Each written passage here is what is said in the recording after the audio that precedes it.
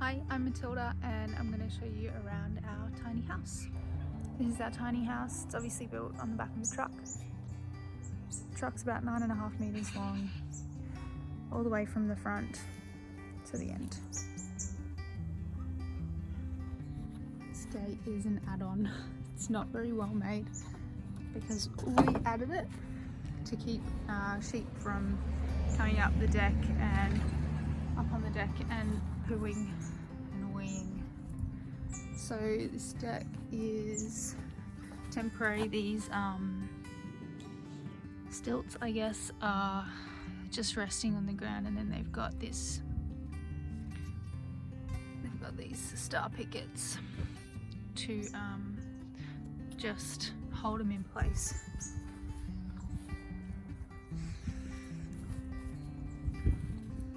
So I don't think it's actually attached to the truck anywhere, it's just butted up against it. It's obviously made of old pallets and old fence posts. It's our little garden. So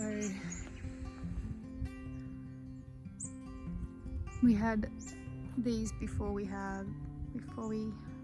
built that garden, and this little fence around it is to again stop the sheep.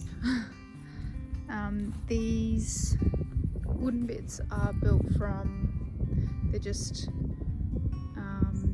big pallets that are cut, I think, and then obviously a little bit of fencing wire. Now our power is just there, goes underground and comes up here, and this is our house extension, and we're just plugged in like a caravan. And then this one powers our toilet fan. We have a composting toilet. So that's the chamber there. And the purple is the drainage.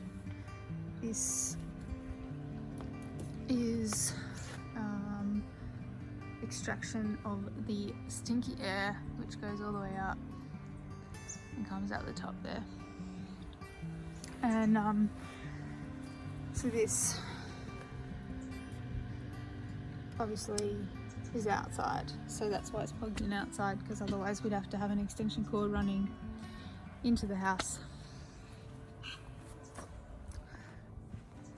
Those are our old chambers, they're composting, so we swap them out and then they sit there for a while. So our toilet is just above that one, and this is just catching water from our gutters because we don't have any downpipes there. So our hot water system and gas tanks, we don't have gas here. And then this hose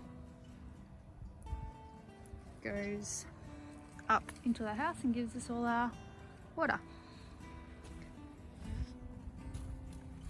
That's where we're plugged into with our extension cord. It's the kitchen. This is the rabbit house out the back. She's just chilling. Just chilling. Sweet girl.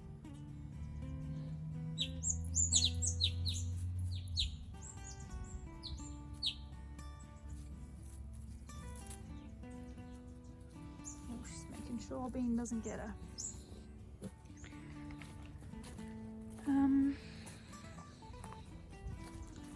So that's mostly outside. Oh, we've got these that are they just stabilize the house. Make sure we don't tip over. We've got that's our grey water, and the toilet chamber hooks into that, and then it flows. I'll show you.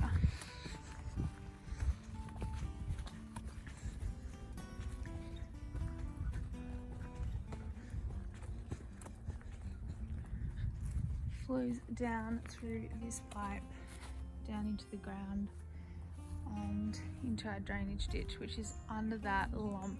It's unfortunately not particularly drainy. So you can see we've got lots of green there, and the water actually comes up through here and flows down, and it's a bit smelly if we use a lot of water all at once. So if we're washing the dishes or having a shower or whatever, we generally see that little puddle that's just there, but we're not too bothered for the moment. It's too easy. It's a pirate's kennel. So our little deck, some cat grass and seeds being started, trees that need to be planted, more seeds, starting some peas, some broccoli,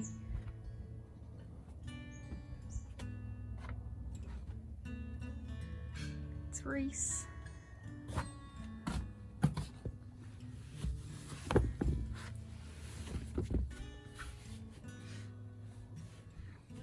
So this is the inside, obviously. So we've got a washing machine, cat, dryer. We did have an aircon there in summer, which also acts as a heater, but we thought we'd get rid of that for winter and have our dryer so we can actually dry stuff. Then we've got a little oil heater, which is not on at the moment.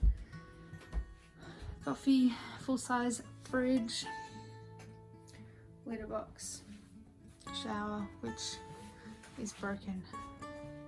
I pulled off the bit that holds the head onto the wall and haven't fixed it yet, so it's a pretty good sized shower. And our toilet, which looks mostly like a normal toilet. So our air fryer, which we use as an oven, microwave, kettle, juicer, plants.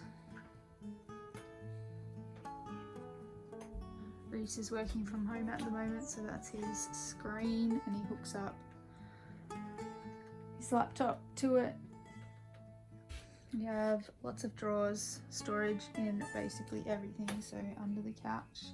So the couch folds out. If you pull out the drawers, there's a piece of wood underneath that folds over on top of the drawers, and then you can just slide that mattress out.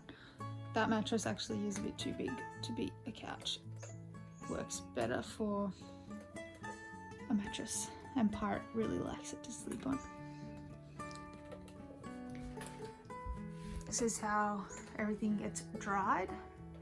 It's a little bit cluttery, but that's probably because we have more stuff than we need. And that's our loft.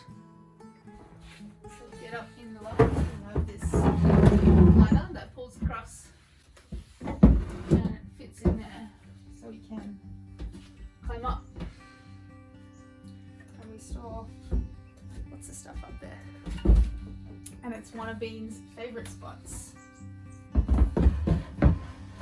In fact, it is her favourite spot.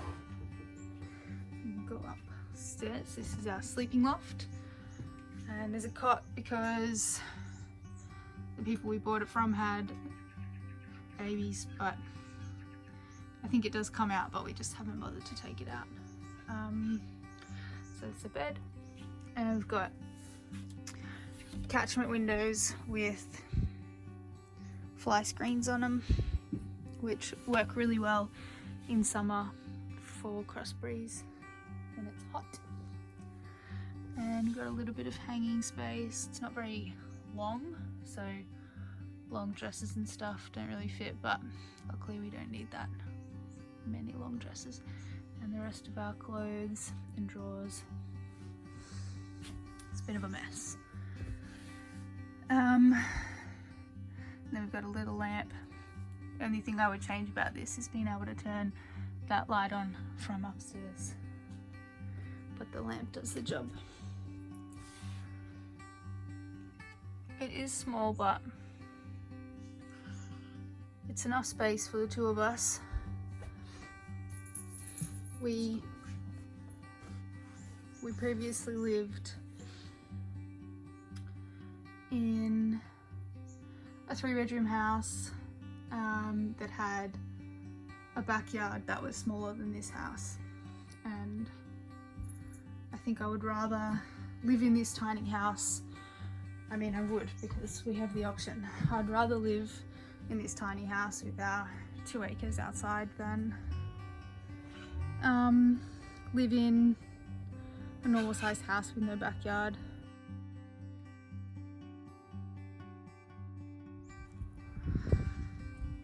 So that's it, it's our house. I don't know if I could live in it forever, but it's good for right now. It means that we can live out here, and that is definitely worth it.